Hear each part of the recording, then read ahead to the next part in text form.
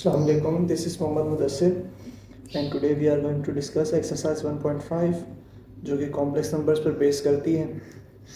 Okay, so what are complex numbers? Complex numbers are basically those numbers. Complex numbers are basically those numbers जिनके अंदर हम एक ऐसी condition जिसके अंदर हम देखते हैं कि a जो कि a और आयोटा b की फॉर्म में आए उसे हम कॉम्प्लेक्स नंबर कहते हैं. इस a और आयोटा b के अंदर जो हमारे पास a और b है, where a b are real numbers, ये दो रियल नंबर्स होते हैं, ठीक है. और जबकि ये जो आयोटा है ये ओनली इंडिकेशन है इमेजरी नंबर की. आयोटा हमारे पास इमेजरी नंबर होता है, ठीक है. ए और बी रियल नंबर होंगे. मैं एक एग्जांपल दिखाता हूँ आपको. फॉर एग्जांपल हमारे पास क्वेश्चन है 2 + 3 आयोटा. अब इसके अंदर 2 और 3 जो है ये रियल नंबर्स होते हैं, ठीक है. हमने पढ़ा है पहले रियल नंबर्स की जो हमने डिटेल देखी है उसके अंदर ये 2 और 3 बेसिकली रियल हैं, लेकिन इन्हें जो इमेजरी बनाता है वो सिर्फ ये एक इमेजरी नंबर आयोटा है, ठीक है. ये जब आ जाएगा साथ तो ये ऑटोमेटिकली कॉम्प्लेक्स नंबर बन जाएगा. जब ये नहीं होगा तो ये तो रियल नंबर रहेंगे. 2 + 3 will be equals to 5. Okay, so what is iota?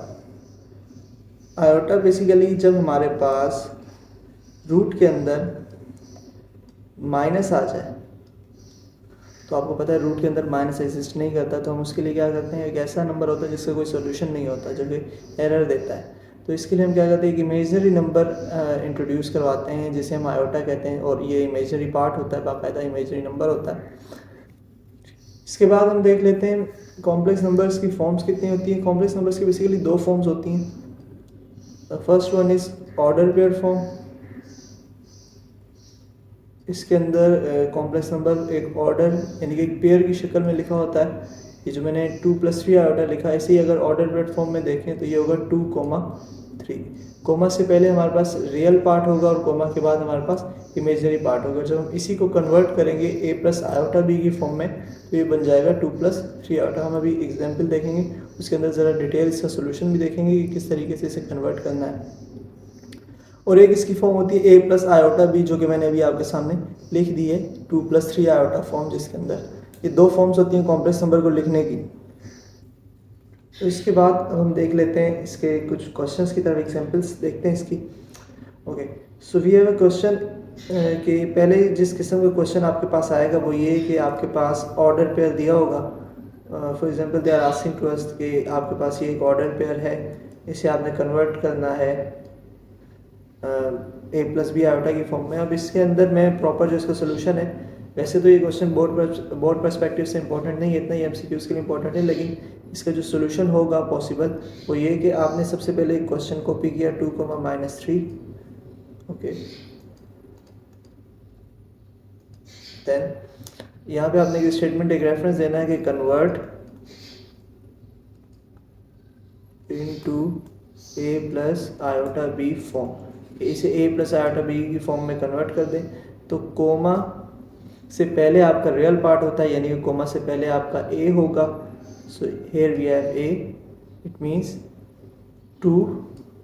Then comma के बाद आपका इमेजरी पार्ट यानी कि b और आयोटा आ जाएगा. जब आप ऑर्डर पे जब तक रहेगा तब तक तो आयोटा शो नहीं होगा, लेकिन जैसे ही हम पेयर फॉर्म ख़त्म करेंगे तो आपका माइनस के साथ यहाँ b और आयोटा आ जाएगा, माइनस के साथ 3 और आयोटा आ जाएगा. So this is our answer. और याद रहे कि माइनस अगर यहाँ पर होगा इमेजरी पार्ट के साथ या रियल पार्ट के साथ तो माइनस एज इट इज़ आएगा. तो ये हमारी हो गई a + b iota form. This is our required answer. अब इसके बाद हम रियल और इमेजरी पार्ट को आइडेंटिफाई करने का भी एक क्वेश्चन चेक कर लेते हैं, और उसके अंदर भी हमें पता चल जाएगा किस तरीके से हम क्वेश्चन को आइडेंटिफाई कर सकते हैं, रियल पार्ट और इमेजरी पार्ट को. Again here it is an example number 1. so question is 9 iota + 4. अच्छा, सीक्वेंस में कंफ्यूजन नहीं होनी चाहिए. आपका रियल नंबर पहले भी हो सकता है, जैसे पिछले सवाल में हमने देखा 2 पहले लिखा हुआ था, आयोटा फॉर्म बाद में लिखी गया, इमेजरी पार्ट बाद में था. तो यहाँ पर आपके पास इमेजरी जो पार्ट है वो पहले लिखा हुआ है और रियल पार्ट बाद में लिखा हुआ है. तो ये कोई प्रॉब्लम नहीं है। तो इसके अंदर हमने सिर्फ आइडेंटिफाई करना है कि रियल नंबर कौन सा है और इमेजिनरी नंबर कौन सा है। So right question first, 9 iota plus 4 और 4 प्लस 9 आयोटा एक ही बात है।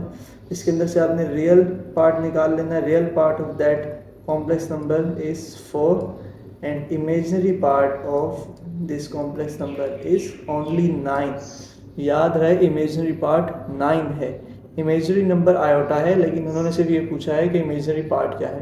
तो जो चीज़ इमेजिनरी नंबर के साथ है वो इमेजिनरी पार्ट है। क्लियर?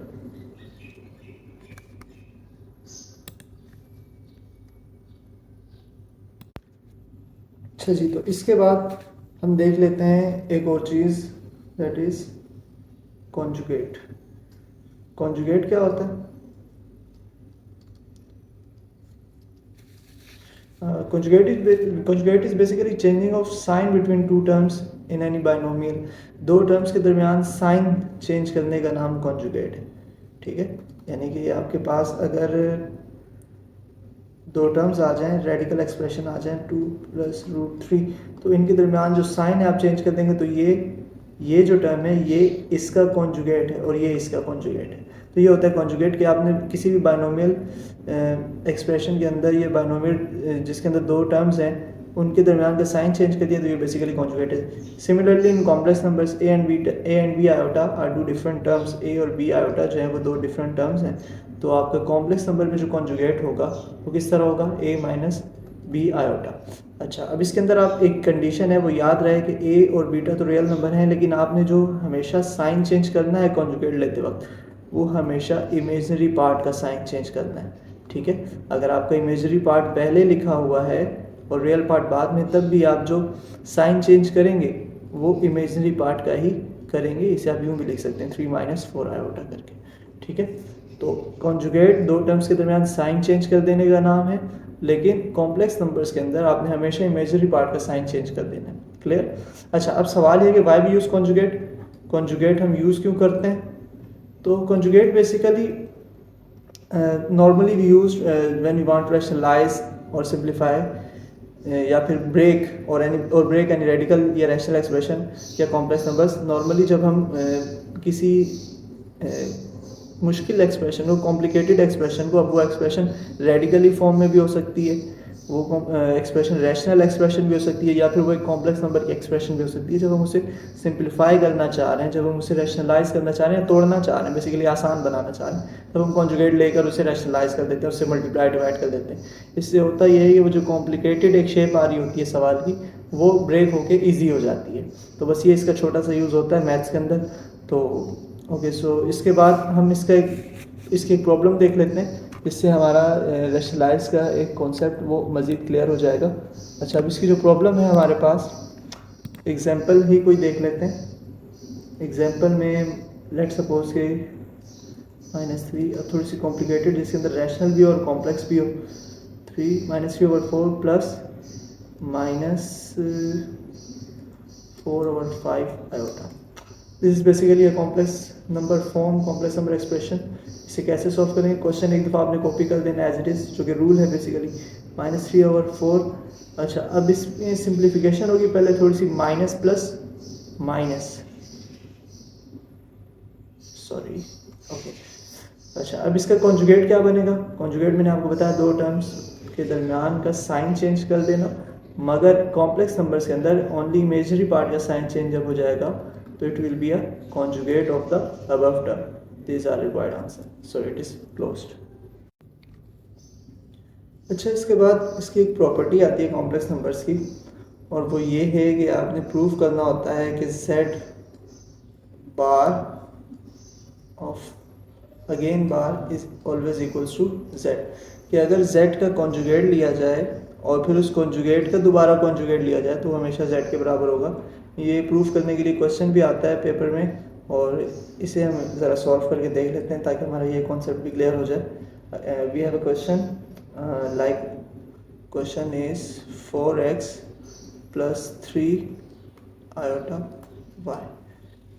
अब इसके अंदर हमें इसका डबल कॉन्जुगेट लेना है, तो डबल कॉन्जुगेट लेने से पहले first we write question now taking first question. अच्छा, कॉम्प्लेक्स नंबर्स को z से डिनोट करते हैं, ठीक है।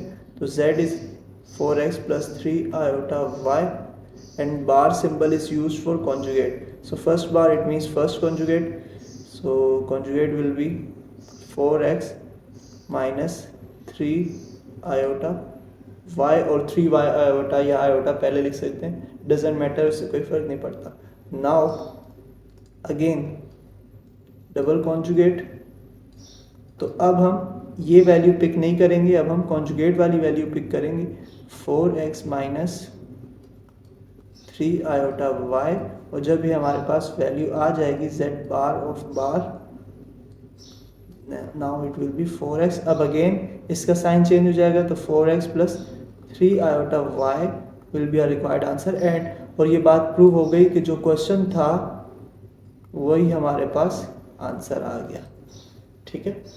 तो प्रॉपर्टी हमारी सेटिस्फाई हो गई, और ये हमेशा होती है कि जब आप किसी कॉम्प्लेक्स नंबर का या किसी भी कॉम्प्लेक्स नंबर का 2 दफ़ा कॉन्जुगेट जब आप लेते हैं तो आपके पास जो क्वेश्चन था वही रिपीट हो जाता है। सो ये एक प्रॉपर्टी थी। अब इसके बाद एक क्वेश्चन और आता है नॉर्मली इस एक्सरसाइज का या इस कॉन्सेप्ट का, वो होता है basically finding the values of x and y. पर आपके पास अननोन्स होते हैं और आपने उन अननोन्स की वैल्यूज़ फाइंड करनी होती है, ठीक है। तो मैं आपको एक क्वेश्चन सॉल्व करके दिखा देता हूँ। यहाँ पर y square plus x over 3 iota equals to 1 to 1 minus 9 over 5 iota. So our solution will be, करना क्या, आपने एक दफ़ा क्वेश्चन कॉपी कर दिया as it is. Question copy करने के बाद आपने यहाँ पर एक स्टेटमेंट लिख देनी है कंपेयरिंग या इक्वेटिंग की, कि हम यहाँ पर कंपेयर करेंगे। तो कंपेयर किस तरह करेंगे, अब यहाँ पर एक रियल नंबर यानी कि क्वेश्चन के इक्वल के लेफ्ट साइड पर भी एक रियल नंबर, एक इमेजरी नंबर है, इक्वेशन के राइट साइड पर भी एक रियल नंबर और एक इमेजरी नंबर है। आपने करना ये है, आपने रियल नंबर को रियल नंबर से कंपेयर करना है। So Y square will be equals to 1 to 1, और आपने इमेजरी पार्ट जो था x over 3 will be equals to minus 9 over 5। आपने माइनस को यहाँ पर नहीं पिक करना। याद है, यहाँ जब हम कंपेयरिंग कर रहे हैं तो हम इमेजरी पार्ट्स की कंपेयरिंग कर रहे हैं, यहाँ पर हम आयोटा नहीं लेंगे। तो अगर आप आयोटा ले भी लेते तो वो लेफ्ट साइड राइट साइड दोनों एक जैसा होने की वजह से वो कैंसिल आउट हो जाता है। लेकिन चूंकि हम इमेजरी पार्ट कॉन्सेप्ट है बेसिकली, चूंकि हम इमेजरी पार्ट को कंपेयर कर रहे हैं तो फिर हमने आयोटा नहीं लेना, इमेजरी नंबर है आयोटा। इमेजरी पार्ट वो होता है जो उसके साथ कोफिशिएंट में होता है। ओके, सो एक्स और वाई हमने मालूम करना है, तो वाई विल बी स्क्वायर ख़त्म करने के लिए square root on both side, square root on both sides, so y square to 1 to 1, so it will be plus minus 11 on second side। 3 यहाँ डिवाइड हो रहा है, उस तरफ शिफ्ट होगा तो बेसिकली मल्टीप्लाई हो जाएगा, तो 9 into 3 it will be minus 27 over 5।